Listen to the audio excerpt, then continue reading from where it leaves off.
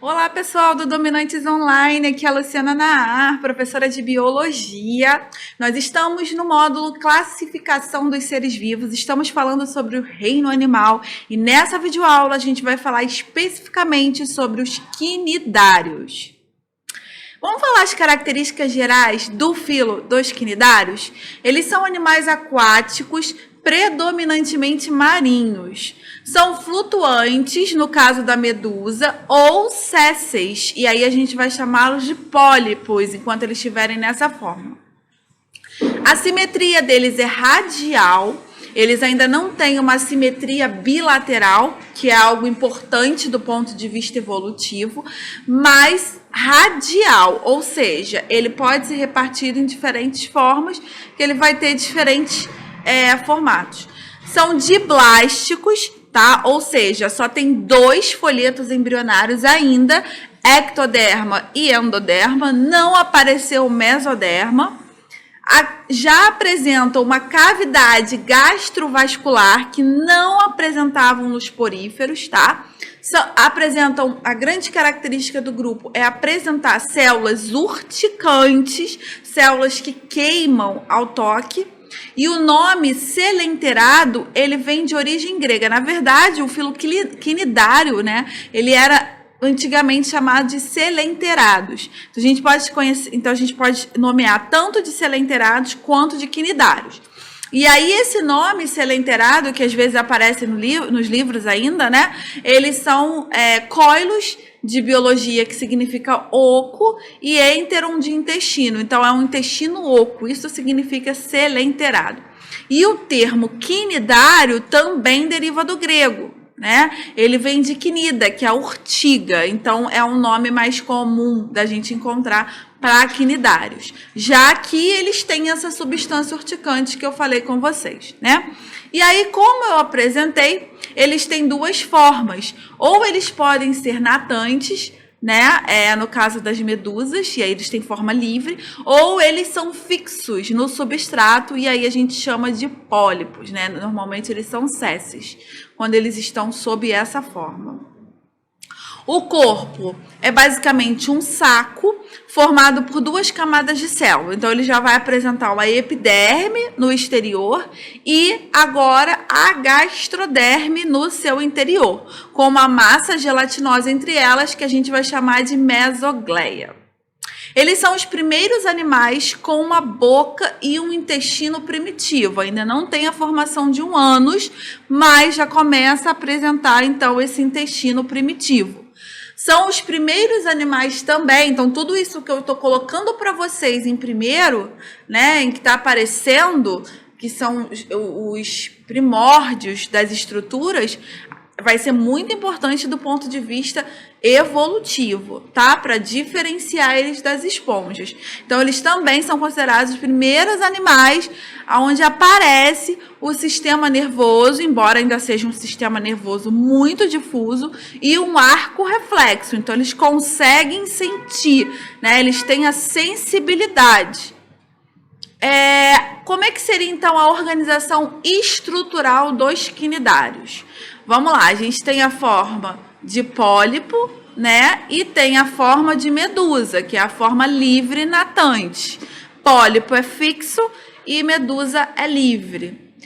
Aí, no pólipo, a gente encontra a região mais externa, que a gente vai chamar de ectoderma. A região intermediária, né? Na verdade, intermediária, não, mais interior, que é o endoderme, e a intermediária, que é a mesogleia. Então, é aquela massa gelatinosa que eu falei para vocês, ela fica mais ou menos aqui, né? E a cavidade lá, bem no interior dela, que é o intestino primitivo. A gente vai chamar de cavidade gastrovascular. Isso no pólipo. E na medusa? Na medusa a gente vai diferenciar um pouquinho, né? Olha a forma que vai tomando. Então, a gente tem... ainda tem os tentáculozinhos aqui, né? E a boca, que eu disse para vocês que também era formada. Agora sim, a gente vai lá para a medusa. Tem o ectoderma, que é a região mais de fora da célula, né? Olha como diferencia do pólipo. Tem o endoderma, que agora tá mais aqui para dentro, olha, seria essa regiãozinha que circunda o amarelo, aqui ela tá mais para fora, né? E temos então a cavidade gastrovascular, olha ela aqui. E a boca dessa medusa também, né? Olha como vira de cabeça para baixo, olha que ela forma uma medusa, né? E aí aqui só para exemplificar como que seria então essa forma livre natante aí, né? Aqui a gente tem o quinidoblasto ou quinidocisto, depende do livro, né? Quinidoblasto, sempre que a gente ouve blasto, é uma célula nova, quinidocisto, né?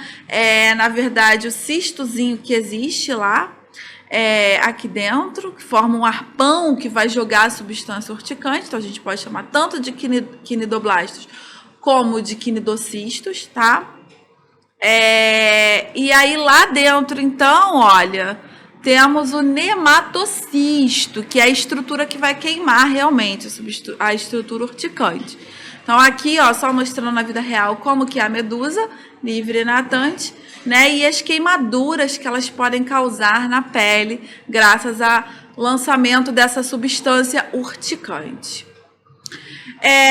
O quinidócito, né, ou quinidoblasto, é a célula mais importante, então, é o diferencial, tá, dos quinidários. Então, só dando um zoom aqui, mostrando, né, como que eles lançam essa substância urticante. É como se fosse um arpão guardado aqui dentro, e aí quando ele sente, né, quando ele percebe o contato, ele pega e lança esse arpão e lança, então, a sensação de queimação, né? Então, o quinidoblasto é a célula, de novo, quinidoblasto ou quinidócito, quinidocisto, como vocês preferirem também, são células altamente especializadas, concentrando-se principalmente nos tentáculos, então ele fica próximo aos tentáculos, tá? E possui uma cápsula, então, como eu disse, que é o nematocisto, com um filamento interno, que é o emissor dessa substância urticante, então.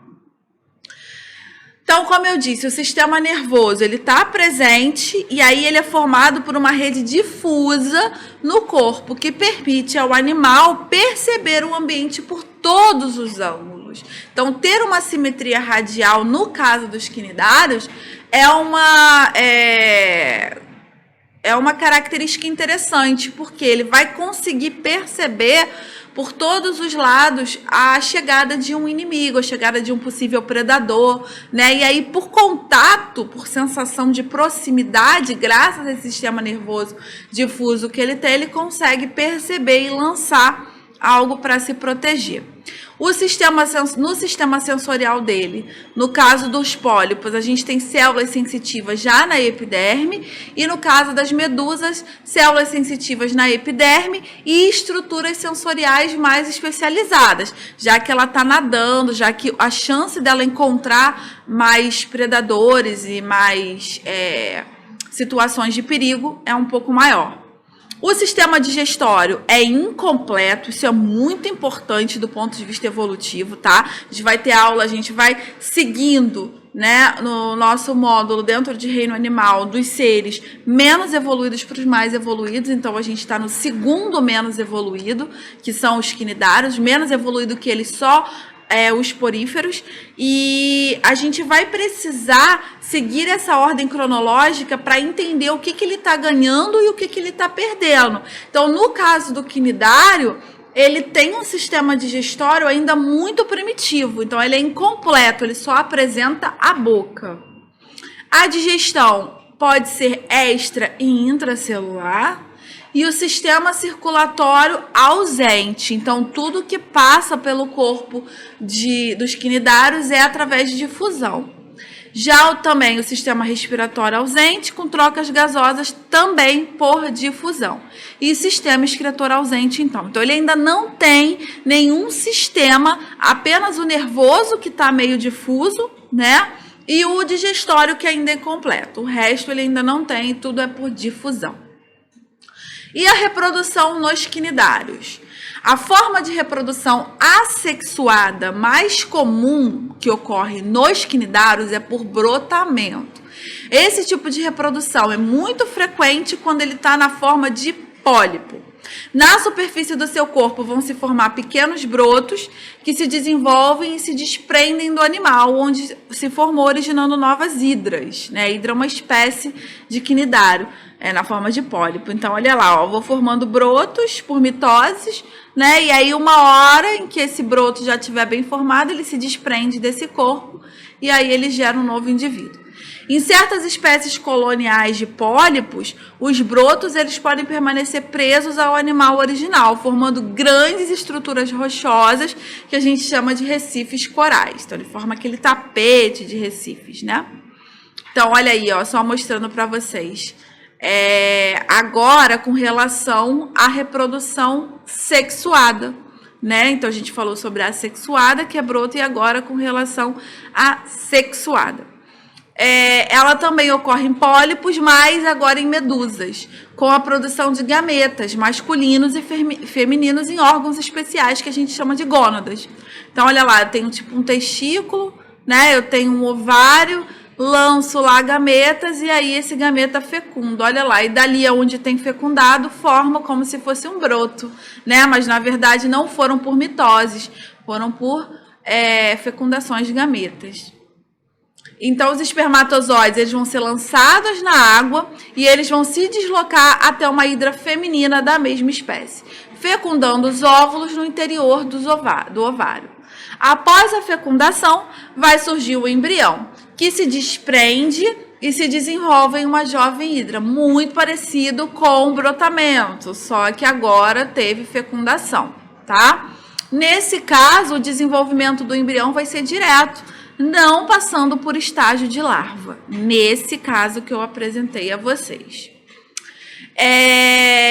Porém, diversas espécies de quinidários possuem uma forma de reprodução que é conhecida por alternância de gerações, em que as medusas, que são sexuadas, vão dar origem a pólipos, e estes, por sua vez, vão dar origem a medusas por reprodução assexuada. Então, existe uma aula do curso, se vocês não lembram, onde eu falei sobre os tipos de reprodução. Se não lembra, vale a pena reassistir essas aulas, porque nelas eu vou mostrando os vários tipos de reprodução. No caso, esse tipo de reprodução é chamado de alternância de geração, metagênese ou também estrobilização, né? Que ele vai soltando estróbilos aqui. São esses pedaços de medusa que vão formar a forma livre natante dela. Então, você tem uma reprodução assexuada, olha lá, estrobilação, como eu falei, ou estrobilização, depende do livro. E aí, olha, ele vai formando várias partes por mitoses. Então, seria uma reprodução assexuada. De repente, esses pedaços se soltam, formam uma larva, né? E aí, essa larva vira um indivíduo adulto. E aí você vai ter tanto do sexo feminino quanto do sexo feminino quanto do sexo masculino. E aí eles vão lançar os óvulos, né? E vão virar de novo o indivíduo na forma fixa, o pólipo. Então é mais ou menos assim que funciona. Então eu tenho a larva éfera, né, que é a larva que se desprende vai dar origem à medusa, e tem a formação de um ovo com a larva plânula, que aí vai fixar e dar origem ao pólipo, ok? Então, ora ele é assexuado, ora ele é sexuado. Toda vez que a gente tiver esse tipo de reprodução, a gente tem, então, alternância de geração. Recifes de corais, né? O filo dos quinidários, eles são os grandes responsáveis pela formação desses recifes. Isso porque ele está dividido em 4 grupos bastante biodiversos, né? Em 4 classes de organismos atuais. Então, a gente tem o grupo das antazoas, que são as anêmonas do mar e os corais verdadeiros. Então, são aqueles que formam realmente aqueles tapetes lá, né? Que a gente vê. Fundo do mar. Temos o grupo da Cifozoa, que são as águas vivas realmente, né? As que se desprendem, formam, chegam aos litorais, as que a gente encontra nas praias. Temos o Cubozoa, que são as medusas também em forma de cubos, elas são um pouquinho diferenciadas, né? E temos o grupo dos hidrozoas, que são as hidras, algumas medusas, a caravela e os corais de fogo. Então também vão formar lá os recifes, aqueles tapetes lá de corais, ok? Então a gente tem esses 4 grupos dentro do dentro do grupo dos quinidários, filo dos quinidários, né? Então os hidrozoários, a hidrozoa, então hidra, caravela portuguesa e a obélia, que cai muito em prova, né? Quando aparece muito a obélia. Qual é a característica desse grupo? É uma estrutura medusoide e polipoide com predomínio da forma de pólipo, tá? Então ele fica mais na forma de pólipo. Única classe que possui representantes de água doce. Então, isso pode ser cobrado em prova, por ser o diferencial. A cifozoa ou os cifozoários, então é onde tem água viva, mais famosa é a aurélia, né? Então, predomínio da forma de medusa. Cubozoa, que são os cubozoários, né? Como eu disse, né?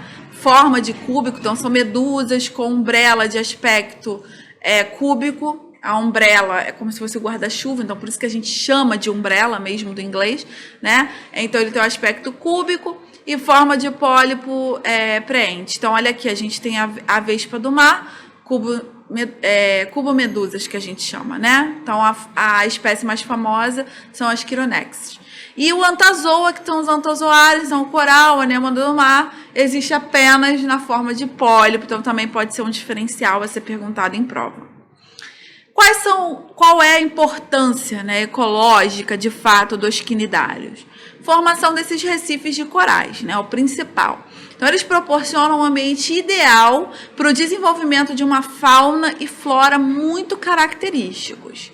Graças às condições de iluminação e transparência da água, os recifes eles são localidades de alta produtividade biológica. Então, de todas as comunidades de águas rasas tropicais, eles são as mais ricas em biodiversidade, como eu disse para vocês, né? Tem grande variedade de grupos. Devido a certas características da formação desses recifes, geralmente existe nesses locais uma forte movimentação de água, tá? Então, eles não, né, eles se movimentam, eles são sésseis, mas eles têm uma certa movimentação, e aí isso permite, né, uma permanente migração e imigração de micro e macrofauna e flora, nutrientes e elementos da plataforma continental para o Recife e vice-versa. Então, você tem um fluxo de água e de uma fauna e flora micro e macro organismos ali. E quanto à importância médica, né? Muitos acidentes são causados por quinidários. Eles são comuns ao redor do mundo, incluindo acidentes graves e com registro de fatalidades em alguns mares. Todos os quinidários, eles possuem o quinidócito, então, e esse quinidócito é potencialmente perigoso para o ser humano. Ele tem uma sensibilidade, a gente tem uma sensibilidade ao efeito tóxico. Isso varia muito de espécie para espécie, de pessoa para pessoa, né? E pode também estar associada a outros problemas de saúde que a pessoa já apresente. O efeito tóxico, ele gera uma dor intensa, uma vermelhidão, um inchaço na pele, alteração de batimentos cardíacos, dificuldade de respiração, suor intenso, náuseas e vômitos. E ainda podem surgir efeitos alérgicos imediatos ou mais tardios. E aí a gente tem uma dica, né, que a gente ouve falar muito e às vezes acha que é mentira. Urinar em cima da queimadura funciona? Pois é, essa queimadura, ela é básica e a urina ela tem um pH ácido. Então, ao você jogar qualquer substância ácida, você neutraliza aquela substância urticante, né? Então, não só a urina, mas um limão, um vinagre, uma Coca-Cola, algo que tenha pH ácido vai dar uma aliviada na sensação de ardência que a queimadura pode causar, tá legal? Galera, isso que eu listei para vocês, né, é o que a gente tem cobrado em prova, sobre o filo dos quinidários. E aí, tudo que a gente foi vendo agora, a gente também vai continuar vendo nos próximos filos que vão aparecendo e vamos, de novo, diferenciar o que é evolutivamente legal e o que não foi. Tá legal? Então, isso é o que é importante a gente frisar realmente cada filo que a gente vai ver dentro do reino animal. Obrigada pela atenção de vocês e até a próxima videoaula.